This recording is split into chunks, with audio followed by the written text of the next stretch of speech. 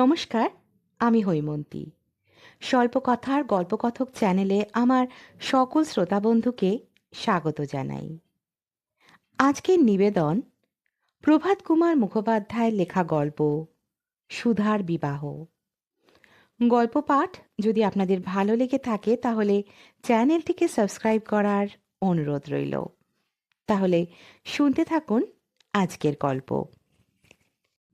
বৃহদায়তন সুন্দর সুসজ্জিত কক্ষ। কর্তা শার্টিন মোড়া সোফায় হেলান দিয়া রূপার গুড়গুড়ি হইতে সোনার মুখ নলে ধূম আকর্ষণ করিতেছিলেন। গৃহিণী অদূরে একখানি গদি মোড়া চেয়ারে বসিয়াছিলেন। কর্তা গিন্নিতে কথাবার্তা হইতেছিল। গিন্নি বলিলেন, আর তুমি দুমনা করছো কেন? অতুলের সঙ্গে খুকির বিয়েটি দিয়ে ফেলো। দেখতে দেখতে মেয়ে ডাগর হয়ে উঠল। জ্যৈষ্ঠের কোলে 14 বছরে পা দিয়েছে। আর দেরি হলে সমাজে মুখ দেখাবো কেমন করে? কর্তা বলিলেন, দেখো, তুমি ওসব মত টতগুলো ছাড়ো। মেয়ে 14 বছরের হয়েছে তো একেবারে মহাভারত অশুদ্ধ হয়ে গেছে কিনা? গিন্নি বলিলেন, আবার কি? হিঁদুর ঘরে আইবুড়ো মেয়ে 14 বছরের হলে মহাভারত অশুদ্ধ হয় না? কর্তা বলিলেন, কুয়োর ব্যাং, কুয়োয় বসে আছো দুনিয়ার খবর তো রাখো না। বিলেতের, আমেরিকার বড় বড় ডাক্তারদের আজকাল মত এই যে 16 বছরের কমে কখনোই মেয়ের বিয়ে দেওয়া উচিত নয়। 16 বছরের কমে কখনোই আমি মেয়ের বিয়ে দেব না। নির্মলারও দিইনি। আমার মত বিশ্বাসের বিরুদ্ধে কাজ করব না, এই আমার প্রতিজ্ঞা। গিন্নি বলিলেন, তা আমরা তো বিলেতেও বাস করি নে, আমেরিকাতেও বাস করি নে, যে সমাজের যা প্রথা। কর্তা বাধা দিয়া বলিলেন, এই কলকাতা শহরে কত বড় বড় লোকের ঘরে 16, 17, 20 বছরের পর্যন্ত আইবুড়ো মেয়ে রয়েছে। সে খবর রাখো কুয়োর ব্যাং। সেজন্য তাদের কি কেউ নিন্দে করছে না? তারা সমাজে মুখ দেখাতে পারছে না? ওই অতুলের হাতে মেয়ে দেবার কল্পনাও করো না। সে অসম্ভব একেবারে। কেন অসম্ভব কিসে শুনি? অতুলকে মেয়ে দিলে মেয়ে অজাতে পড়বে না অঘরে পড়বে? অজাতে পড়বে না তা স্বীকার করছি, কিন্তু অঘরে পড়বে নিশ্চয়ই। তবে তোমরা অঘর বলতে যা বোঝো আমি সে অর্থে বলছি নে। কি অর্থে বলছো তুমি? তাহলে বুঝিয়ে বলি, শোনো। তোমার মেয়ে ধনী পিতার গৃহে আজন্ম প্রতিপালিত, ভূমিষ্ঠ হয়ে অবধি এতকাল সে যেভাবে জীবনযাপন করতে অভ্যস্ত, যে ঘরে গেলে সে সমস্ত সে না পাবে, সেই ঘরই তার পক্ষে অঘর। তোমার মেয়ে দামি জরিপার শান্তিপুরি ভিন্ন অন্য শাড়ি পরে না। একখানা শাড়ি একদিন পরা হলেই ধোবাকে ফেলে দেয়। রূপোর থালা বাসনে খেয়ে দিয়ে এমনই তার অভ্যাস হয়ে গেছে যে কাঁস আর থালা বাসনে খেতে হলে তার গন্ধ লাগে। বিদ্যুৎ পাখার তলায় না শুলে রাত্রে তার ঘুমই হয় না। দুটো তিনটে দাসী সারাদিন তার পরিচর্যায় ব্যস্ত। সে কি তোমার ওই 200 টাকার মাইনের অতুল মাস্টারের ঘরে গিয়ে মিলের শাড়ি পরে বটি পেতে কুটনো কুটতে পারবে, না শিল পেতে বাটনা বাটতে পারবে, না কয়লা ধরিয়ে ভাত রাঁধতে পারবে? গিন্নি নীরবে বসিয়া কিয়ৎকাল চিন্তা করিলেন। তাহার পর বলিলেন, কেন আ, পারবে নাই বা কেন? হলেই বা বড় মানুষের মেয়ে, হিঁদুর মেয়ে তো, মেম সাহেব তো আর নয়। নিজের সংসারে নিজের স্বামী পুত্তুরকে রেঁধে বেড়ে খাওয়ানো, ঘরের কাজকর্ম করা, সেটা তো মেয়ে মানুষের ভাগ্যের কথা। ও যদি বলে আমি পারবো, ও যদি বলে আমি তাতেই খুশি, তবে আমরা কেন তাতে বাধা দিই? দুটিতে ভাব হয়েছে বড্ড। এ বিয়ে না দিলে মেয়ে কিন্তু আমার অসুখী হবে, তা তোমায় বলে রাখলাম। শুধু অসুখী বা বলি কেন, অধর্ম হবে। মেয়ে মানুষের যা প্রধান ধর্ম, সতী ধর্ম, তাতে আঘাত লাগবে। কর্তা কয়েক মুহূর্ত সবিস্ময় স্ত্রীর মুখের দিকে চাহিয়া রহিলেন। তাহার মুখমণ্ডলে বিরক্তি ও ক্রোধের চিহ্ন পরিস্ফুট হইয়া উঠিল। তারপর বলিলেন, ও, এত দূর গড়িয়েছে। আ, খুকি তোমাকে বলেছে বুঝি ওই সব কথা? আ, দুটিতে ভাব হয়েছে বড্ড, তাই নাকি? বলিয়া বিদ্রূপের ভঙ্গিতে ওষ্ঠযুগল কুঞ্চিত করিয়া মাথাটি নাড়িতে লাগিলেন। গৃহিণী আনত নেত্রে সভয়ে উত্তর করিলেন, হ্যাঁ। কর্তা বলিলেন, ভাব হয়েছে অর্থাৎ লাভ হয়েছে, ওর গোষ্ঠীর পিণ্ডি হয়েছে। ডাকো তো একবার, কোথায় গেল? সব কথা তার নিজের মুখে শুনে একটা বিহিত করি। গিন্নি বলিলেন, নাও, আর বাপগিরি ফলাতে হবে না। ভারী বিহিত করবে তুমি। সে স্কুলে চলে গেছে, এই তো গাড়ি তাকে রেখে ফিরে এলো।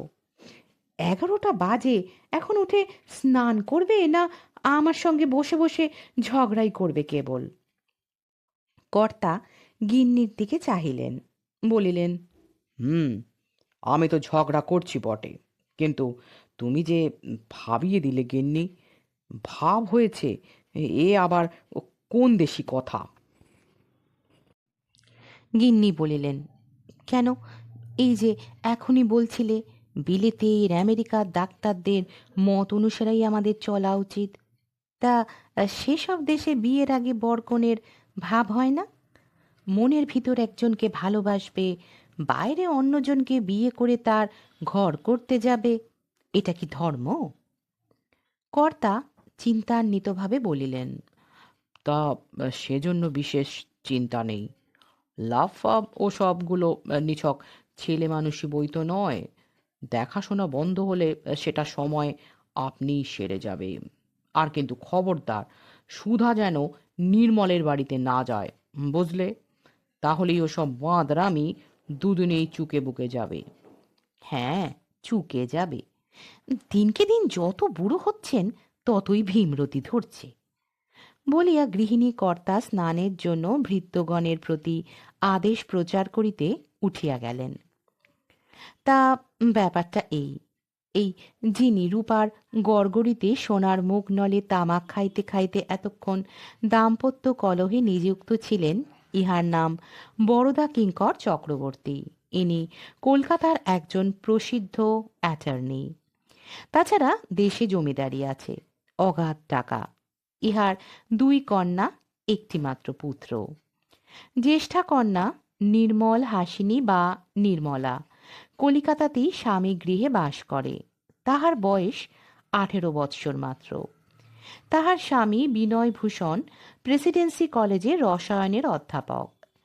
শ্বশুরের তুল্য না হইলেও বিনয়ভূষণ ধনী লোক। দেশে তার বিষয় সম্পত্তি আছে, চাকরিটুকুই ভরসা নহে। খুকি অর্থাৎ কনিষ্ঠা কন্যার নাম সুধাংশু নলিনী বা সুধা। তাহার বয়ঃক্রম 14 বৎসর। বেথুন স্কুলে 2য় শ্রেণীর ছাত্রী। বরদাবাবুর পুত্রটি এখন 7ম বর্ষীয় বালক মাত্র। অতুল রসায়নের অধ্যাপক, কিন্তু বেসরকারি কলেজের। 200 টাকা মাত্র বেতন পায়। অতুল ও বিনয় পূর্বে সহপাঠী ছিল। বন্ধু গৃহেই বন্ধু শ্যালিকা সুধার সহিত অতুলের পরিচয় সূত্রপাত। ক্রমে সেই পরিচয় রীতিমতো ঘনিষ্ঠ হইয়া উঠিয়াছে। নির্মলা ও তার স্বামী উভয়েরই ইচ্ছা অতুলের সঙ্গেই সুধার বিবাহ হয়। অতুলের যেদিন আসিবার কথা, নির্মলা সেদিন বাপের বাড়ি গিয়া সুধাকে লইয়া আসে। আবার সুধা কোনোদিনও আসিলে অতুলকে খবর দিতে বিনয় ভুল করে না।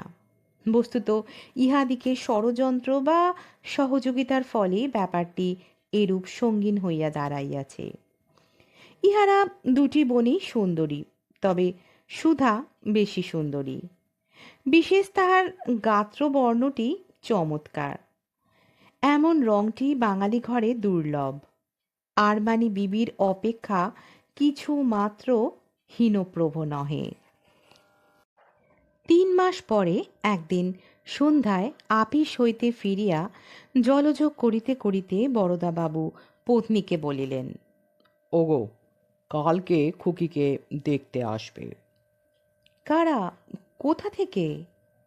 ময়মনসিং জেলার মুকুন্দনগরের রাজবাড়ি থেকে। রাজা মুকুন্দনাথের নাম শুনেছ তো? মস্ত বড় লোক। যেখানে তার রাজধানী, সেখানকার নাম পূর্বে কি একটা ছিল। এখন এই রাজার নামে সে স্থানের নাম মুকুন্দনগর হয়েছে। রাজা উপাধি হলে কি হয়, অনেক মহারাজার চেয়ে টাকা বেশি। গৃহিণী বলিলেন, রাজা মুকুন্দনাথের নাম তো আহ, ছেলেবেলা থেকে শুনছি। তার বয়স হয়েছে নিশ্চয়। এ বয়সে আবার বিয়ে করবেন নাকি? দূর পাগলি, রাজা কেন, রাজকুমারের জন্য। রাজা মুকুন্দনাথের এক মামা কুমারের গৃহশিক্ষক, তার এক বন্ধু আর একজন জ্যোতিষী পণ্ডিত, এই চারজনে কুমারের জন্য পাত্রী খুঁজতে বেরিয়েছে। আমাদের স্বশ্রেণীর লোক যিনি যেখানে আছেন সকলের বাড়ি গিয়ে তারা মেয়ের সন্ধান করছে। 3 মাস হলো তারা এই কাজে বেরিয়েছে।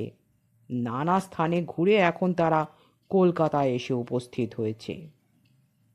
রাজকুমারের বয়স কত? 20-21। স্বভাব চরিত্র কেমন? বড় লোকের ঘরের বখাটে ছেলে নয় তো? তা যদি হয় তাহলে কিন্তু তাকে মেয়ে দেব না। তা তিনি রাজকুমারী হন আর বাদশা কুমারী হন। এই কথায় বরদাবাবু বিব্রত হইয়া পড়িলেন। লুচি ছিঁড়িয়া আলুর দমে মাখিতে মাখিতে বলিলেন, তা স্বভাব ভালো হওয়ারই সম্ভাবনা।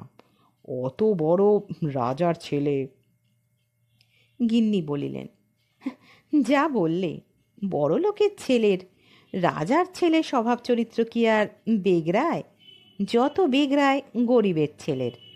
যত গরিব কেরানি মাস্টার, এদের ছেলেরাই সচরাচর মদ খেয়ে কুপল্লীতে পড়ে থাকে, রাত্রে বাড়ি আসতে পারে না, তাই নয়? কর্তা বলিলেন, সে কথা বলছি নে, তবে সহবত বলে একটা জিনিস আছে তো। সে যাই হোক, মেয়ে যদি তাদের পছন্দই হয়, সেসব বিষয় খোঁজ খবর না নিয়ে কি আর বিয়ে দেব? কবে দেখতে আসবে? কাল বিকেল 4টে থেকে 5টার মধ্যে। আমি 3টের পরেই অফিস থেকে ফিরে আসব। নির্মলাকেও আনানো উচিত তো। বরদাবাবু যেন কিঞ্চিত অনিচ্ছার সহিত বলিলেন। আচ্ছা, আনিও তাকে। অতঃপর বরদাবাবু নীরবে জলযোগ সমাপ্ত করিলেন। তিনি যখন উঠিতেছিলেন, গৃহিণী তখন বলিলেন, হ্যাঁ গা, আহ, তবে যে বলছিলে মেয়ের 16 বছর না হলে কোনো মতেই বিয়ে দেবে না, তোমার মত বিশ্বাসের বিরুদ্ধে কাজ করবে না। ভৃত্য রূপার জগ হইতে জল ঢালিতেছিল। প্রকাণ্ড রূপার চিলিমচির উপর বরদাবাবু হস্ত প্রক্ষালন করিতেছিলেন। সহসা কোনো উত্তর দিলেন না। মুখাদি ধৌত করিয়া তোয়ালে দিয়া হাত মুছিতে মুছিতে বলিলেন, এক সময় তাই বলতাম বটে। এখন ভেবে দেখেছি, এরকম একটা সুযোগ যদি পাওয়া যায়। গৃহিণী বলিলেন, তাহলে বলো, তোমার মত বিশ্বাস ফিশ্বাস কিছুই নয়, ওসব ভণ্ডামি মাত্র। তুমি একজন সুযোগবাদী। বরদাবাবুর মনে হইল, সুযোগবাদী না হইলে কি তিনি এত বড় একটা অ্যাটর্নি হইতে পারিতেন? কিন্তু সে ভাব গোপন করিয়া মৃদু হাসিয়া বলিলেন, দেখো গিন্নি, তোমায় যখন বিয়ে করে এনেছিলাম তখন তুমি ক খ চিনতে না। নিজে রাত জেগে মাস্টারি করে তোমায় লেখাপড়া শিখিয়েছিলাম। তার কি এই প্রতিফল? কেন? নইলে আজ তুমি আমায় এমন সাধু ভাষায় গালাগালি দিচ্ছ। কখন আবার তোমায় আমি গালাগালি দিলাম? কেন, শালা না বললে কি গালাগালি হয় না? ওই যে তুমি আমায় সুযোগবাদী বললে। সেটা বুঝি গালাগালি হলো? ভয়ঙ্কর। তুমি যদি পরিবার না হয়ে খবরের কাগজের সম্পাদক হতে, তাহলে আমি তোমার নামে মানহানির নালিশ করে দিতাম। সেই রাত্রিতেই সুধা শুনিল রাজবাড়ির লোকে তাহাকে দেখিতে আসিবে শুনিয়া তাহার প্রাণে বড়ই ভয় হইল। এই 3 মাস কাল অতুলের সহিত সাক্ষাৎ নাই। পিতার আদেশে দিদির বাড়ি যাওয়া তাহার বন্ধ হইয়া গিয়াছে। তবে দিদি মাঝে মাঝে আসে বটে এবং দিদির নিকট হইতে অতুলের সংবাদ পায়। দিদির মধ্যস্থতায় অতুলের সঙ্গে গোপনে সে পত্র ব্যবহার করিবার অভিলাষও জ্ঞাপন করিয়াছিল, কিন্তু নির্মলা তাহাতে রাজি হয় নাই। বলিয়াছিল, না ভাই, কি জানি বাবা যদি শেষ পর্যন্ত মত নাই করেন, সেসব তুই ভুলে যাবারই চেষ্টা কর। সুধা বলিয়াছিল, দিদির যেমন কথা, চেষ্টা করলেই বুঝি মানুষ মানুষকে ভুলতে পারে। সে রাত্রিতে নিজ শয়নকক্ষে প্রবেশ করিয়া আলো নিবাইয়া বিছানায় বসিয়া সুধা প্রথমটা খানিক কাঁদিল। তারপর আলো জ্বালিয়া নিজ আলমারি হইতে অতুলের ফটোগ্রাফখানি বাহির করিয়া অনেকক্ষণ ধরিয়া সেখানি দেখিল। শেষে আলো আবার নিবাইয়া অতুলের ছবিখানি বালিশের তলায় রাখিয়া মনে মনে দেব দেবীগণের নিকট প্রার্থনা করিতে লাগিল। হে মা কালী, হে মা দুর্গা, হে বাবা মহাদেব, হে বাবা জগন্নাথ, তোমাদের চরণে কোটি কোটি প্রণাম। রাজবাড়ির সেই পাজি ছুঁচোগুলো আমায় যেন পছন্দ না করে, আমায় যেন তারা বিষ নয়নে দেখে। আমি তোমাদের সব্বাইকে পুজো দেব। আমায় তোমরা রক্ষা করো, রক্ষা করো, রক্ষা করো। আজ রাত্রিতে সুধার ভালো ঘুম হইল না। মাঝে মাঝে জাগিয়া ওঠে। দেব দেবীগণের চরণে পূর্বোক্ত প্রকারে প্রার্থনা করিতে করিতে আবার ঘুমাইয়া পড়ে। অতুলের ছবিখানি দেখিতে ইচ্ছা হয়, কিন্তু ভয় আলো জ্বালিতে পারে না, কারণ পাশের কক্ষেই মাতা শয়ন করেন এবং মাঝের দরজা খোলাই থাকে। পূর্বে কতবার রাত্রি জাগিয়া নোভেল পড়িতে গিয়া ধরা পড়িয়া মার নিকট বকুনি খাইয়াছে। আজ এমন করিয়াই রাত পোহাইল। বেলা 1টার সময় নির্মলাকে আনিবার জন্য গাড়ি পাঠানো হইল। 2টার মধ্যেই নির্মলা আসিয়া পৌঁছিল। রাজবাড়ির লোকেরা যথা সময়ে আসিয়া কন্যা দেখিলেন। জ্যোতিষী মহাশয় প্রথমে সুধার কোষ্ঠীখানি পরীক্ষা করিয়া অভিমত প্রকাশ করিলেন। মেয়েটি সুলক্ষণা বটে। রাজমাতুল বলিলেন, বরদাবাবু, এতদিন আমাদের ভ্রমণ শেষ হলো। 4 মাস কাল আমরা নানা স্থানে মেয়ে দেখে বেড়াচ্ছি, কিন্তু আপনার মেয়ের মতো এমন সুন্দরী সুলক্ষণা মেয়ে আমরা কোথাও পাইনি। রংটার ওপরই রাজা বাহাদুরের বিশেষ রকম ঝোঁক। আপনার এই মেয়ের মতো বা এর চেয়েও সুন্দরী মেয়ে যে আমরা দেখিনি তা নয়, তবে গায়ের এমন বর্ণটি আর কোথাও পাইনি, যাকে শাস্ত্রে আসল গৌরী বলে। এ মেয়ে তাই। এই মেয়েই আমাদের পছন্দ। আজ রাত্রি আমরা দেশে ফিরব। রাজা বাহাদুরকে রানীমাকে গিয়ে সব কথা বলি। কুমার বাহাদুর হয়তো নিজে এসে একবার দেখতে চাইবেন। তারপর শুভ কার্যের দিন স্থির করা যাবে। যদি অনুমতি করেন আজ তাহলে আমরা উঠি। বিবাহ পরীক্ষার মেয়ের এই উচ্চ অনার্সের সহিত পাশের সংবাদে বরদাবাবু আনন্দে বিহবল হইলেন। কিঞ্চিত মিষ্টিমুখ করিয়া যাইবার জন্য ইহাদিগকে অনুরোধ করিলেন। পূর্ব হইতেই বিলক্ষণ আয়োজনাদি চলিতেছিল। শুধু মিষ্টি রসে নহে, সর রসে রসনা পরিতৃপ্ত করিয়া আগন্তুকগণ বিদায় গ্রহণ করিলেন। গৃহিণীও আনন্দিত হইলেন। এই 3 মাসে তাহার মনে ধারণা জন্মিয়াছিল যে সুধা অতুলকে ভুলিয়াছে, মেয়ে রাজরানী হইবে। এই সংবাদে কোন মাতা না আনন্দিত হইবেন। সুধার কিন্তু কাঁদিয়া কাঁদিয়াই রাত কাটিল। অবশেষে সে মনে মনে সিদ্ধান্ত করিল, দেব দেবীগণ সমস্তই ঝুটা, হিন্দু ধর্ম একেবারেই ফাঁকি। কুমার বাহাদুর কবে সুধাকে দেখিতে আসিবেন এই চিন্তায় বরদাবাবু দিবা নিশি ব্যস্ত রহিলেন। সপ্তাহান্তে মুকুন্দনগর হইতে পত্র আসিল। রাজমাতুল লিখিয়াছেন, আমরা ফিরিয়া আসিয়া রাজা বাহাদুর ও রানীমার নিকট আপনার কন্যার বিষয় সবিশেষ বর্ণনা করিয়াছি। শুনিয়া তাহারা অত্যন্ত খুশি হইয়াছেন। কুমার বাহাদুর যাইবেন না, তবে রাজা বাহাদুর স্বয়ং একবার গিয়া আপনার কন্যাকে দেখিবার ইচ্ছা প্রকাশ করিয়াছেন, কিন্তু এখন তিনি রাজকার্যে অত্যন্ত ব্যস্ত থাকায় বোধহয় আগামী মাসের 15 তক কলিকাতায় যাত্রা করিতে পারিবেন। সুতরাং রাজা বাহাদুরের শুভাগমনের এখনো প্রায় 1 মাস বিলম্ব আছে জানিয়া বরদাবাবু আবার নিজ কাজকর্মে মনঃসংযোগ করিলেন।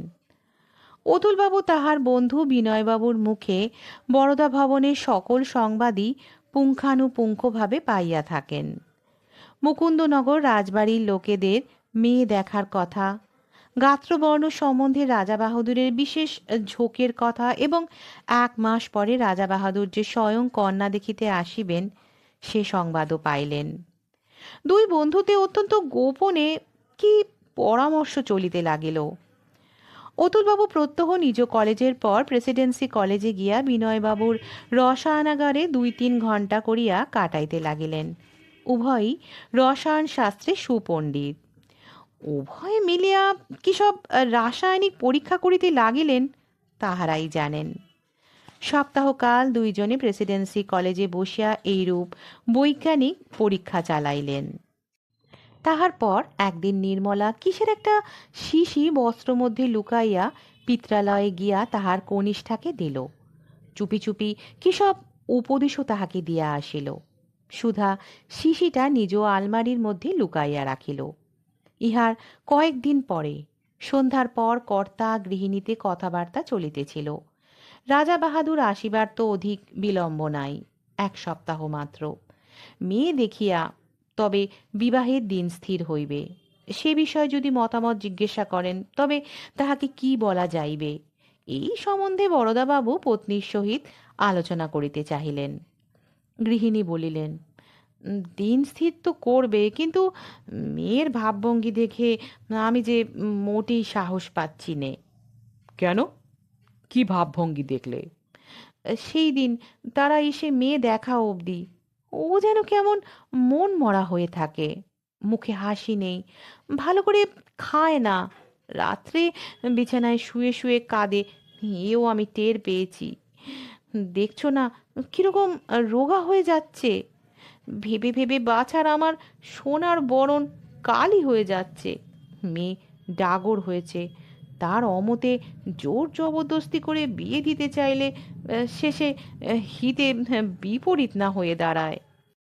বরদাবাবু বলিলেন, হ্যাঁ, ওইসব ছেলে মানুষই কথা শোনো কেন? কিন্তু মনে মনে তিনি শঙ্কিত হইয়া উঠিলেন। বলাই যায় কি, কালের যেরূপ গতি, কাপড়ে কেরোসিন ভিজাইয়া আগুনই ধরাইয়া দিবে, না আফিম আনাইয়া ভক্ষণ করিবে, কে বলিতে পারে। গৃহিণীকে অবশেষে তাহার আশঙ্কার কথা খুলিয়াই বলিলেন এবং মেয়ে সম্বন্ধে বিশেষ করিয়া তাহাকে সাবধান করিয়া দিলেন। পরদিন বরদাবাবু সুধাকে ডাকিয়া মিষ্ট কথায় তাহাকে নানা প্রকারে বুঝাইলেন, কিন্তু সুধা কোনো উত্তর করিল না, কাঁদিতে কাঁদিতে চলিয়া গেল। দিনের পর দিন এইভাবেই কাটিতে লাগিল। দিনের পর দিন সুধার দেহ বর্ণ মলিন হইতে মলিনতর হইতে লাগিল। কন্যার এই অবস্থা দেখিয়া বরদাবাবু শঙ্কিত হইয়া উঠিলেন। ভাবি পুত্রবধূর গাত্রবর্ণের উপরই যে রাজার অত্যাধিক ঝোঁক। মুকুন্দনগর হইতে পত্র আসিল, অমুক দিন অমুক সময় সপরিষদ রাজা বাহাদুর মেয়ে দেখিতে বরদা ভবনে উপস্থিত হইবেন। বড় বড় সাহিবি দোকান হইতে বরদাবাবু মেয়ের জন্য দামি দামি ফেস ক্রিম, কমপ্লেকশন লোশন প্রভৃতি আনিয়া দিলেন। তাহার কড়া আদেশ সে সকল সুধার সর্বাঙ্গে মালিশ হইতে লাগিল, কিন্তু উল্টা উৎপত্তি হইল। মেয়ে দিন দিন কালো হইতে লাগিল। রাজা বাহাদুরের আসিবার আর একদিন মাত্র বিলম্ব আছে। আগামী কল্য প্রাতের ট্রেনে তিনি আসিয়া পৌঁছিবেন এবং অপরাহ্নকালে মেয়ে দেখিতে আসিবেন। কি উপায় হইবে? প্রাতঃকালীন চা পান আনতে দ্বিতলের বৈঠকখানায় বসিয়া ইহাই বরদাবাবু চিন্তা করিতেছিলেন। এমন সময় তাহার গৃহদ্বারে একখানি মোটর গাড়ি দাঁড়াইবার শব্দ হইল। বরদাবাবু জানলা দিয়া মুখ বাড়াইয়া দেখিলেন একজন প্রৌঢ় বয়স্ক ভদ্রলোক একটা ট্যাক্সি হইতে নামিতেছেন। দেহটি স্থূল, গায়ে একটা আধময়লা সুতি পিরান, তার ওপর ময়লা একটা লাট হইয়া যাওয়া একটা সিল্কের চাদর। কিয়ৎক্ষণ পরে দারবান আসিয়া নিবেদন করিল, মুকুন্দনগর রাজবাড়ির একজন কর্মচারী দর্শন প্রার্থী, নিয়ে এসো। বলিয়া বরদাবাবু গম্ভীরভাবে ধূমপান করিতে লাগিলেন। লোকটি দারবানের সহিত আসিয়া বাহিরে জুতা খুলিয়া রাখিয়া প্রবেশ করিল। অত্যন্ত সম্ভ্রমের সহিত বরদাবাবুকে নমস্কার করিয়া বলিল, অসময়ে এসে হুজুরকে বিরক্ত করলাম না তো? বরদাবাবু বলিলেন, না না, বিলক্ষণ। বিরক্ত কেন করবেন? বসুন বসুন। লোকটি হাত জোর করিয়া বলিল, আগে না, সে গোস্তাকি কি করতে পারি? আজ বাদে কাল হুজুর হবেন আমার অন্নদাতা মনিবের বৈবাহিক, সুতরাং হুজুর ও মনিব স্থানীয়। দু একটা কথা নিবেদন করবার জন্য এসেছিলাম। হুকুম হলে বলতে পারি। বরদাবাবু বলিলেন, বলুন না, আমার সঙ্গে ওসব ফর্মালিটির কিছু দরকার নেই। বসুন বসুন। দাঁড়িয়ে থাকবেন কতক্ষণ? লোকটি সংকুচিতভাবে চেয়ারে বসিয়া বলিল, আমাদের রাজা বাহাদুর কাল সকালে ট্রেনে আসবেন, এই স্থির ছিল। হুজুরকেও পত্রে তা জ্ঞাত করা হয়েছে, কিন্তু আহ, তিনি হঠাৎ আজকেই এসে পড়েছেন। ল্যান্সডাউন রোডে নাটোর রাজবাড়িতে উঠেছেন। আমাকে আপনার কাছে জিজ্ঞাসা করতে পাঠালেন কালকের পরিবর্তে আজ বিকেলে তিনি যদি মেয়ে দেখতে আসেন, তাতে আপনাদের কোনো অসুবিধা আছে কিনা। কারণ কাজটা যদি আজ সেরে ফেলতে পারেন, তাহলে আজ রাত্রেই আবার রাজধানী রওনা হতে পারেন। সেখানে জরুরি কাজ আছে। বরদাবাবু বলিলেন, রাজা বাহাদুর পৌঁছে গেছেন নাকি? বেশ বেশ। তা আজ বিকেলে যদি তিনি আসেন, তাতে আমার কোনোই অসুবিধা নেই। আমি বরঞ্চ নাটোর রাজবাড়িতে গিয়ে তাকে সঙ্গে করে নিয়ে আসব। কটার সময় যাব বলুন দেখি? লোকটি বিনীতভাবে বলিল, আপনি আবার কষ্ট করবেন কেন? আমি তো বাড়ি দেখে গেলাম। আমি তাকে সঙ্গে করে আনব। আচ্ছা, যদি অনুমতি হয়, এখন তাহলে উঠি। বলিয়া সে উঠিয়া দাঁড়াইল। বরদাবাবু বলিলেন, বসুন বসুন, তাড়াতাড়ি কি, একটু চা খেয়ে যান। লোকটি বলিল, আগে তা আপনার আদেশ অবশ্যই পালন করব, কিন্তু আহ, তার সঙ্গে আরও একটু প্রার্থনা আছে। কি বলুন? মাকে, মানে আমাদের বউ রানীমাকে এখন একবার দেখতে পাবো না?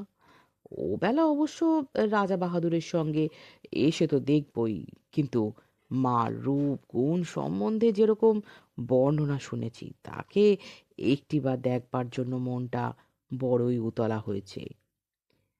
বরদাবাবু ভৃত্য দ্বারা সুধাকে ডাকিয়া পাঠাইলেন। 1 মিনিট পরই সুধা আসিয়া বলিল, ড্যাডি, আমায় ডাকছেন? হ্যাঁ মা, মুকুন্দনগর রাজবাড়ি থেকে এই ভদ্রলোকটি আমার সঙ্গে দেখা করতে এসেছেন। তোমার মাকে গিয়ে বলো এর জন্য এক পেয়ালা চা আর কিছু খাবার যেন পাঠিয়ে দেন। লোকটি বলিল, বরদা বাবু, থাক থাক, আহ, চা খাবো ওটা ভুলে বলেছি। আমার এখনো যে স্নান আহ্নিক হয়নি, সেটা খেয়ালই ছিল না। মা লক্ষ্মী, তুমি বাড়ির ভেতর যাও তো।